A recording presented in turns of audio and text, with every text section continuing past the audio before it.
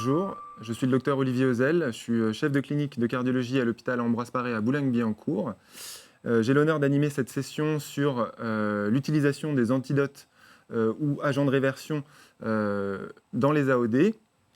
Et pour développer cette session et ce sujet, j'ai invité 3 spécialistes, un de l'hémostase, un clinicien qui va nous guider dans l'utilisation pratique de ces agents de réversion chez les patients, et un anesthésiste réanimateur qui va développer le sujet des agents de réversion dans les situations cliniques d'urgence, et notamment les hémorragies graves.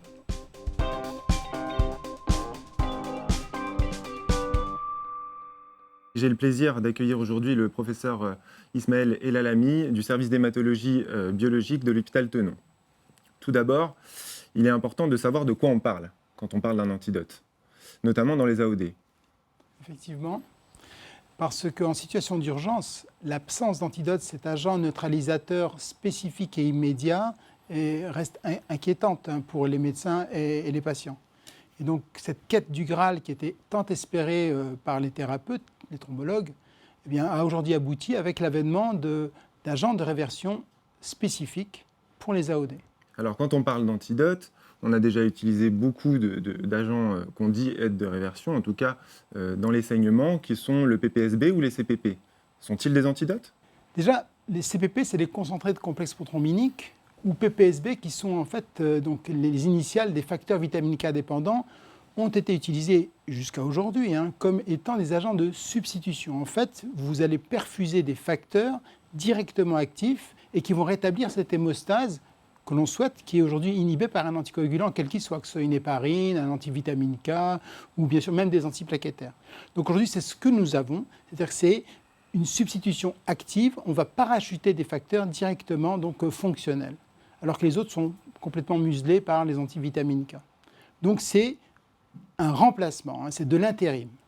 Et alors, qu'en est-il, puisque jusqu'ici on utilisait notamment de la vitamine K, puisque les principaux anticoagulants qui sont utilisés de par le monde sont quand même les antivitamines K. Qu'en est-il de la vitamine K ? Est-elle un antidote ? Alors absolument pas. Donc c'est encore une fois, c'est mal nommé, dire que la vitamine K est un antidote. Un antidote, c'est vraiment spécifique bien entendu, mais surtout c'est une action immédiate avec une réversion qui est donc dans la minute qui suit. Or, la vitamine K ne fait que relancer la synthèse hépatique des facteurs vitamine K dépendants, et ça prend plusieurs heures, voire plusieurs jours. Donc, il est complètement utopique de penser que la vitamine K est un antidote des AVK. Il n'y a pas d'antidote pour les AVK, ni pour les héparines, ni pour les antiplaquettaires. Qu'en est-il des antidotes existants au jour d'aujourd'hui dans notre pratique quotidienne pour l'utilisation des AOD ? Alors, aujourd'hui, on a développé donc, des agents de réversion spécifiques qui sont de plusieurs types. Donc, vous avez par exemple donc, l'idarusizumab, qui, comme son nom l'indique, est un anticorps monoclonal. En fait, c'est un fragment FAB qui est dirigé spécifiquement contre le dabigatran. Et on a donc une inhibition spécifique du dabigatran. Donc, c'est un antidote pour le Pradaxa, donc, qui s'appelle Praxbind. Le mode d'action donc, du Praxbind, donc l'idarusizumab, c'est vraiment d'attirer à lui le dabigatran parce qu'il est beaucoup plus attractif que la thrombine pour le dabigatran, 350 fois plus. Donc c'est du détournement d'inhibiteur. Il détourne l'anticoagulant et il le bloque, et ce couple antigène-anticorps est détruit par catabolisme donc, protéique. Le deuxième type donc, d'antidote, cette fois dirigé contre les anti-DISA, c'est l'andexanet alpha. C'est un facteur 10 A recombinant humain qu'on a modifié. Les variants, on l'a rendu complètement inefficace, absolument aucune action coagulante hémostatique. Or, ce facteur 10A recombinant humain modifié est, là encore une fois, beaucoup plus attractif donc, que le 10A natif du patient. Et donc, quand il va être perfusé, eh bien, on va avoir cette fois un détournement de l'anti-DISA, que ce soit du rivaroxaban ou de l'apixaban par exemple, qui va être attiré par ce leurre qu'est l'andexanet alpha, et on va récupérer l'activité endogène du facteur 10A du patient, donc on va restaurer cette capacité hémostatique. Et enfin, le dernier type d'antidote qui est en cours de développement, c'est le siraparantag ou aripazine, qui est en fait une toute petite molécule, donc qui fait à peine 500 Dalton, mais qui est de charge positive, et cette action de charge va également créer des ponts hydrogène, et ces ponts vont être à l'origine donc de l'attraction et donc du détournement, cette fois, de tous les anticoagulants, que ce soit donc des anti-DISA directs ou indirects, et des antithrombines comme le dabigatran. Donc celui-ci viendrait un peu se proposer comme étant un espèce d'antidote universel, un couteau suisse cette fois de la réversion spécifique de tous les anticoagulants. On demande encore qu'à voir, et donc parce qu'aujourd'hui il y a beaucoup bien sûr de la coupe aux lèvres, est-ce que tous ces antidotes vont répondre au cahier des charges qui est la maîtrise du risque hémorragique en situation d'urgence. Très bien, merci professeur El Alami. On va conclure simplement en changeant un petit peu donc, finalement l'intitulé de cette session et non pas parler d'antidote mais d'agents de réversion, puisque ce sont des agents spécifiques, notamment pour les AOD qui sont en cours de développement, avec un qu'on utilise déjà en pratique courante. Merci beaucoup.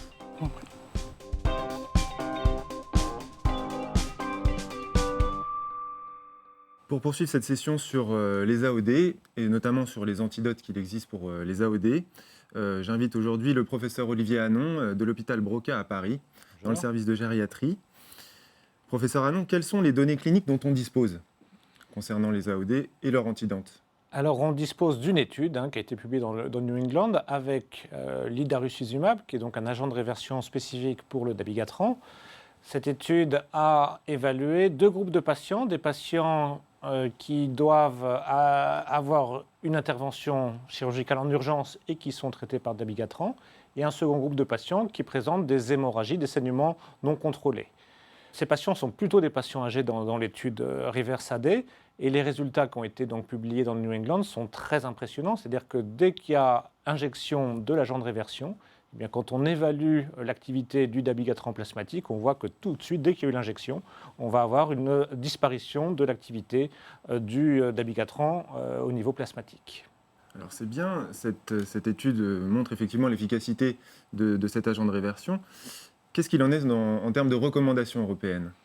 Alors, à partir du moment où cette étude a été publiée, les recommandations de la Société européenne de cardiologie ont publié en décembre 2015 des recommandations où, devant un saignement, en fait, on va avoir 2 situations. On va se poser la question de l'antidote ou de l'agent de réversion. Ce n'est pas toutes les hémorragies, c'est les hémorragies qui menacent le pronostic vital, ou alors c'est la chirurgie en urgence. Je ne peux pas attendre les 24 heures d'arrêt du médicament.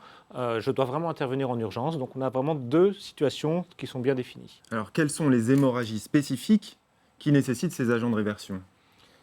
Alors les hémorragies, c'est ce qu'on a dit, ce sont les hémorragies qui menacent le pronostic vital. Qu'est-ce que c'est qu'une hémorragie qui menace le pronostic vital? C'est le patient est en instabilité hémodynamique, malgré la prise en charge, malgré la transfusion, malgré le remplissage, malgré le traitement local, le patient reste en instabilité hémodynamique, ou alors il s'agit d'un saignement qui est non contrôlé, qui n'est pas accessible de façon locale facilement, et à ce moment-là, l'hémorragie devient vraiment très très grave. L'autre type d'hémorragie qui est très importante et qui va nécessiter l'agent de réversion, c'est bien sûr l'hémorragie intracrânienne, qui est là une urgence vitale. Et il y a aussi les hémorragies qui vont toucher des organes critiques. Alors là, ce n'est pas forcément vital, mais c'est vital pour le pronostic fonctionnel. Et c'est notamment les hémorragies intraoculaires, rétro-orbitaires ou les hémorragies intraspinales. Qu'est-ce qu'on appelle urgence chirurgicale qui nécessite une réversion? Encore une fois, comme dans les hémorragies, il doit bien y avoir des urgences chirurgicales qui nécessitent une prise en charge plus particulière. Lesquelles? Alors c'est bien écrit justement dans les recommandations de la Société européenne. On fait une analyse du bénéfice-risque. Est-ce que je peux attendre 24-48 heures? Est-ce que je dois intervenir rapidement? Donc il faut évaluer un certain nombre de paramètres, l'heure de la dernière prise du médicament, le dosage éventuellement plasmatique. Schématiquement, le polytraumatisé, je ne vais pas attendre. Je dois absolument intervenir. Le patient qui a une chirurgie abdominale urgente, à péritonite, je ne vais pas attendre 24 heures. La chirurgie thoracique urgente, où on ne peut pas attendre 24 heures. Et puis des fois, on peut se poser la question sur certains gestes, comme par exemple suspicion de méningoencéphalite, donc j'ai besoin de faire une ponction lombaire, on sait que sous anticoagulant c'est contre-indiqué, donc est-ce que je peux attendre 24 heures ou au contraire, je ne peux pas attendre 24 heures, je ne sais pas encore quel antibiotique démarrer et je vais faire une réversion pour pouvoir faire ma ponction lombaire. On comprend bien dans quelle situation on utilise ces agents de réversion. Est-ce qu'il existe une population à risque hémorragique supérieure à la moyenne générale? Alors très clairement, on sait qu'une population qui est plus à risque que les autres, c'est la population des personnes âgées. Les personnes âgées ont un risque hémorragique augmenté parce qu'elles ont beaucoup de maladies, elles ont plus de comorbidités. elles prennent beaucoup de médicaments, donc risque de iatrogénie, risque de chute. En particulier la fracture du col du fémur. On sait que plus on intervient tôt sur une fracture du col, plus le pronostic va être bon. Donc attendre 48 heures après une fracture, peut-être qu'il vaut mieux au contraire intervenir rapidement, avoir l'agent de réversion pour pouvoir intervenir rapidement et améliorer le pronostic du patient. Et puis les patients âgés ont souvent un risque d'insuffisance rénale aiguë lors d'une décompensation, lors d'une pneumopathie par exemple, et rapidement il peut y avoir un risque de surdosage lié à l'intoxication, à l'insuffisance rénale aiguë. Donc ce patient âgé est effectivement probablement le patient qui va potentiellement être celui qui va le plus recevoir cet agent de réversion. Merci professeur Hanon. Pour conclure, on peut finalement retirer de cette session que globalement, il y a 2 situations à risque dans lesquelles on utilise assez facilement les agents de réversion, que sont les hémorragies majeures et la chirurgie en urgence, et qu'il faut évidemment cibler une population à risque, qui est la population gériatrique. Merci beaucoup.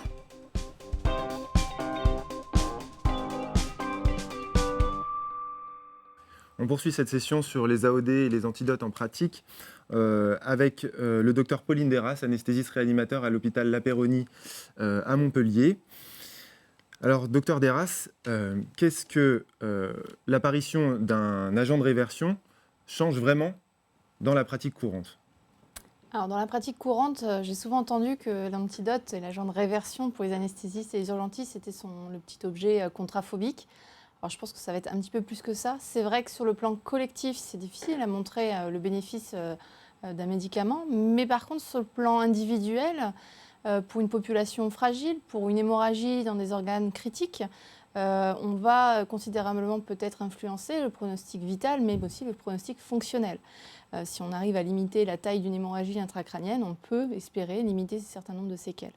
Alors, c'est de la théorie, bien sûr, c'est difficile, bien sûr, ça doit être encadré dans une stratégie qui est plus globale, mais c'est vrai que l'avantage d'un agent de réversion par rapport à un produit de substitution qui est les complexes de concentré pontrobinique, c'est aussi peut-être un moins grand effet thrombogène de ces produits, et donc peut-être aussi permettre d'éviter un certain nombre de complications après une hémorragie. Alors, c'est vrai que maintenant, chez les anesthésistes et réanimateurs, on utilise fréquemment le PPSB ou les CPP. Quelle est la place véritable des agents de réversion dans la prise en charge d'une hémorragie grave ? Alors, dans une hémorragie grave, une agent de réversion, ça va être une aide, ça va annihiler l'effet anticoagulant du traitement au long cours du patient, mais ce n'est pas une prise en charge d'une hémorragie. Clairement, c'est insuffisant. Il va falloir ajouter dans une prise en charge plus globale toutes les stratégies transfusionnelles qui doivent être bien conduites selon les recommandations, avec des plasmas frais congelés, des concentrés plaquettaires, des antifibrinotiques comme l'acide tranexamique, et tout ça, ça ne peut pas être pris isolément. Évidemment, il faut aussi avoir un geste d'hémostase efficace. On peut réverser tous les anticoagulants du monde. Si le patient saigne au départ, ce n'est pas uniquement parce qu'il y a un anticoagulant, mais c'est bien parce qu'il y a une hémorragie et une lésion vasculaire qu'il faut arrêter et dont il faut faire l'hémostase. Donc c'est une prise en charge qui est globale et ce n'est qu'un outil de plus pour améliorer le pronostic des patients. Comment s'utilise cet agent de réversion en pratique ? Alors, en pratique, c'est assez facile d'utilisation et ça, c'est une grande qualité de l'agent de réversion pour l'instant commercialisé qui est l'Idarus-Ixuzumab. Déjà, il faut rappeler que c'est important sur une hémorragie d'essayer d'obtenir une concentration spécifique du traitement anticoagulant circulant. En pratique, sur une hémorragie grave, c'est difficile d'en attendre le résultat, mais c'est important de documenter les choses qu'on est en train de faire, notamment pour savoir si le patient était fortement surdosé ou non. Tout comme la fonction rénale, la connaissance de la fonction rénale, on l'a vu et on le sait dans les algorithmes de prise en charge, sont extrêmement importants pour faire le meilleur choix pour le patient. Pour ce qui est de l'Idarus-Ixuzumab lui-même, c'est simple, c'est une dose unique, 5 grammes, quel que soit le poids, quel que soit l'âge, quelle que soit la concentration spécifique en anticoagulant et quelle que soit la fonction rénale du patient. Donc c'est facile à retenir, c'est 2 flacons, 2 façons de l'utiliser. Soit une administration en perfusion lente, juste en utilisant les flacons et un perfuseur, soit une injection de Bolie directement à la seringue. Donc c'est facile, il n'y a pas de choses complexes comme des seringues électriques. Et ça, dans le cadre de l'urgence, c'est vraiment un plus. Est-ce qu'il existe des données concernant l'utilisation de cet agent de réversion spécifique ? Alors les données, pour l'instant, elles sont partielles. Ce sont les résultats du New England sur l'efficacité de l'idarucizumab sur les 99 premiers patients. La publication de l'étude entière de REVERSE-AD est attendue pour le premier trimestre 2017. Donc là, on aura peut-être aussi plus d'éléments et plus de preuves. Mais en tout cas, sur les données actuelles connues, c'est une réversion rapide, complète, durable de l'effet des anticoagulants. Ça neutralise spécifiquement le dabigatran. C'est simple d'utilisation et d'administration. Il n'y a pas de contre-indication. Et puis, un petit avantage aussi, c'est qu'on peut reprendre très rapidement le traitement habituel du patient dès la 24e heure, puisque l'idarucizumab s'élimine rapidement par voie rénale. Donc ça peut être un avantage dans la prévention antithrombotique après une hémorragie. En conclusion, on voit bien que cet antidote spécifique du dabigatran complète assez facilement la prise en charge des réanimateurs et des anesthésistes dans le cadre des hémorragies graves. Merci beaucoup, Merci. docteur. Pour conclure cette session sur l'utilisation des AOD et de ces antidotes en pratique, on a bien compris, grâce à notre spécialiste de l'hémostase, qu'on ne parle pas d'antidotes, mais bien d'agents de réversion spécifiques des AOD, qu'il existe actuellement depuis 2015 des recommandations européennes pour préciser leur utilisation en pratique courante, et que, enfin, l'utilisation de cet anticorps monoclonal s'inscrit dans une prise en charge globale des situations d'urgence ou d'hémorragie graves que peuvent rencontrer nos amis anesthésistes ou réanimateurs.